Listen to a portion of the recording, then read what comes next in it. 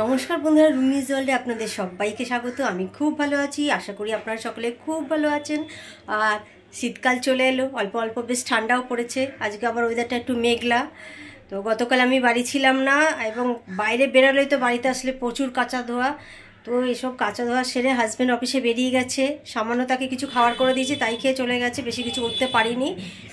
আর কদিন তো এত দেরিতে ব্লগ আনার কারণে একটু ব্যস্ত ছিলাম বাড়ির কাজের জন্যে।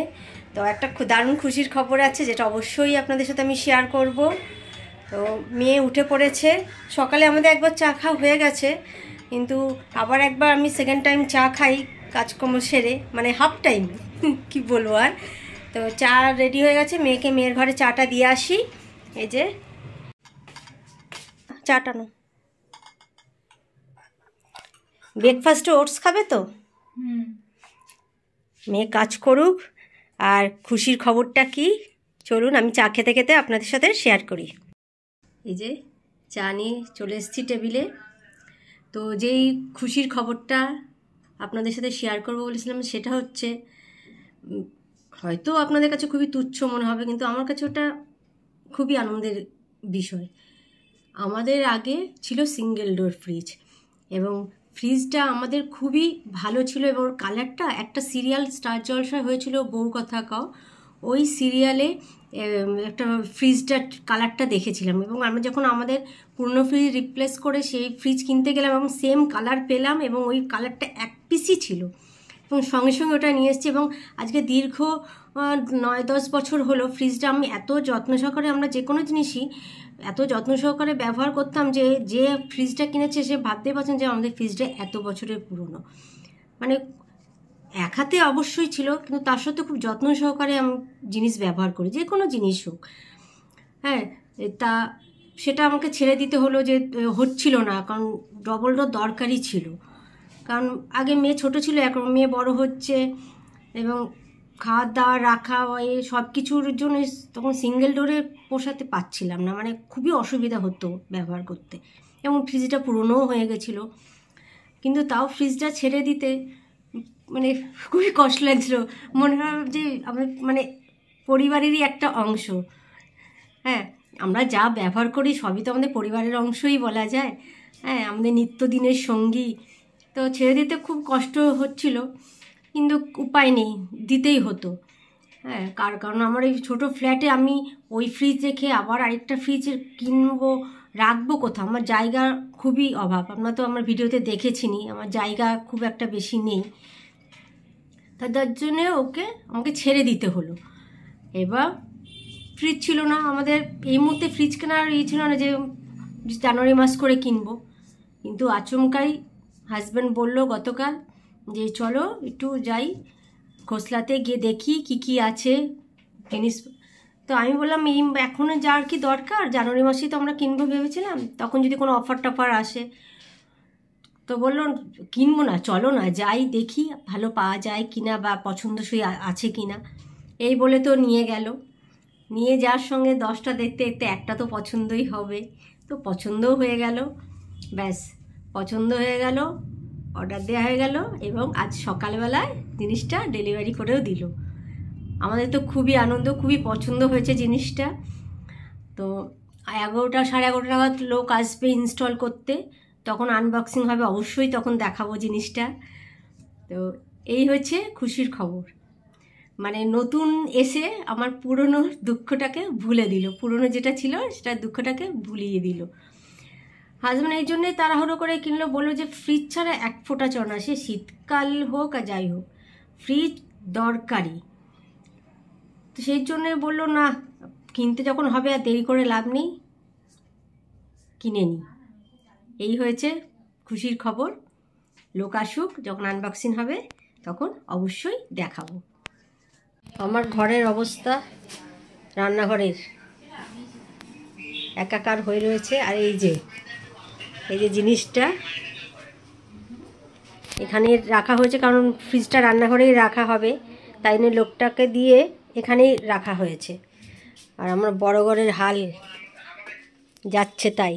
এখানে মিক্সার গ্রাইন্ডার, এই যে বাসনের র্যাক, এখানে মানে যেহেতু ওরা ওখানে রান্নাঘরটা আমার ছোট, ওখানে ইনস্টল করবে, তার জন্য পেস্টটা দিতে হবে বলে আমার হাজব্যান্ড সকালবেলায় বাসনের র্যাক ট্যাকগুলো সব খুলে রেখে গেছে।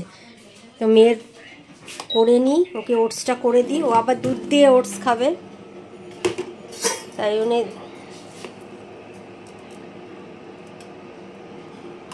2 চামচ মতো দেবো। একটু অল্প দিলে হয়, আমিও একটু ওটস খেয়ে নেবো, আমি আবার দুধ দিয়ে খেতে পারি না, আমি একটু নুন দিয়ে ব্যাস ফুটিয়ে নেবো, ওতেই এনাফ। আনবক্সিং হচ্ছে।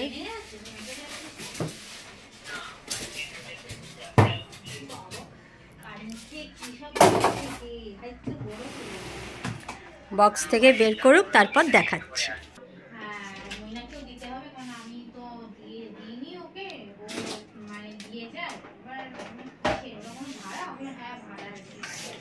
কোন জায়গাটা থাকবে? আপনি এই জায়গাটা করে এখন করে দিন। আচ্ছা, চেক করতে হবে এখানটা, এই দেয়ালটা রেখে করে দিন। এই থার্মোকলটার উপর এখন 10 দিন রাখতে হবে। 10 দিন পর আমাকে ফোন করবেন, আমি এসে নামিয়ে দিয়ে যাব। আচ্ছা ঠিক আছে।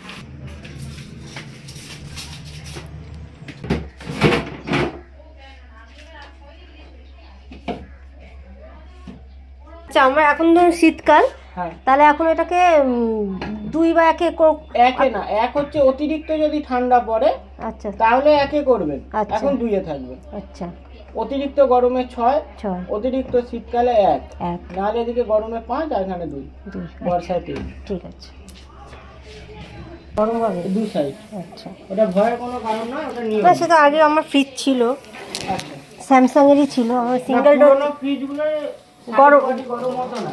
আচ্ছা, পেছনে কালো একটা জাল থাকতো, ওটা না আমার জাল ছিল না, আমার এরমই ছিল। তাহলে বডি তো গরম হতোই। হ্যাঁ হ্যাঁ হ্যাঁ, যত্ন করে রাখবেন, কিছু হলে আমরা এসে বিলটাই দেখবো। আচ্ছা ঠিক আছে। আপনার একটা সফট কাপড়ের মধ্যে কলিন নেবেন, নিয়ে পুঁছবেন, আচ্ছা। ভেতরটা খাবার সোডা, লেবুর রস বা ভিনিগার দিয়ে পুঁছে দেবেন।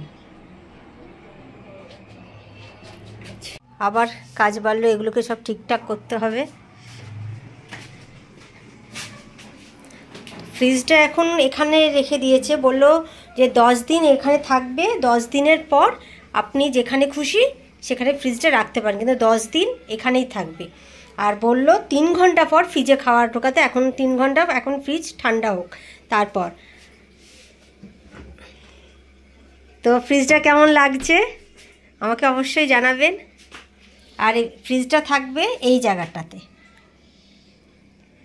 তার মানে আমাকে আমার ঘর 10 দিন এরকমই ওলট পালট থাকবে, কিচ্ছু করার নেই, যেহেতু ওদের নিয়ম 10 দিন এখানে রাখবে, কারণ চেক করবে নিচের, যেহেতু নিচের থার্মোকলটা খোলেনি, এখানে থেকে আর যদি কোনো রকম প্রবলেম হয়, নিচেরটা যদি খুলে ফেলা তারপর আবার ফ্রিজ এর উপরে তোলা মনে হয় খুবই অসুবিধা, সেই জন্য আমাকে বলো নিচের কিছু সরবে না, এরকমই ঠিক এর ওই যেখানে বসানো আছে এখানেই 10 দিন রাখতে। 10 দিন পর ওনাকে কল করবো, উনি এসে চেক করবেন ফাইনাল, তারপর আমার যেখানে খুশি আমি ফ্রিজটা রাখতে পারি। কালারটা আপনারা বুঝতে পারছেন কি না, ডার্ক পার্পল, খুব রান্নাঘরে যেহেতু আমার ফ্রিজ থাকবে তার জন্য লাইট আর নিলাম না, ডার্ক এটাই নিলাম।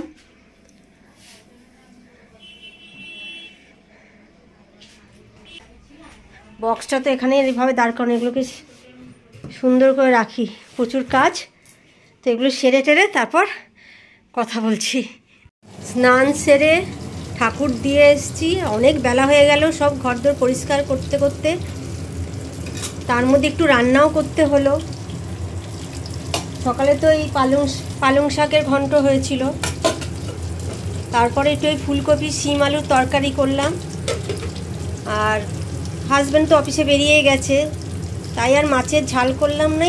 আমার মেয়ে মাছ ভাজা খেতে খুব ভালোবাসে, তাই গরম গরম একটু মাছ ভেজে নিচ্ছি, এই নিয়ে ভাত খেয়ে নেবো। আর 2:30 তো বেজে গেল, তাড়াতাড়ি মাছটা খেয়ে নিই। মাছ ভাজা হয়ে গেছে, মেয়েকে দেওয়া হয়ে গেছে, আর এই যে আমারটাও বেড়ে নিয়েছি। এবার খেয়ে নেব, অনেক বেলা হয়ে গেছে আজকে কাজ সারতে সারতে। তো আমার ফ্রিজটা কেমন হয়েছে আপনারা অবশ্যই কমেন্টে জানাবেন। আর ভিডিওটা যদি আপনাদের ভালো লাগে অবশ্যই লাইক, শেয়ার আর সাবস্ক্রাইব করবেন। নিচে থাকা বেল বাটনটা অবশ্যই প্রেস করবেন যাতে আমার দেওয়া ভিডিও সবার আগে পৌঁছে যায় আপনার কাছে।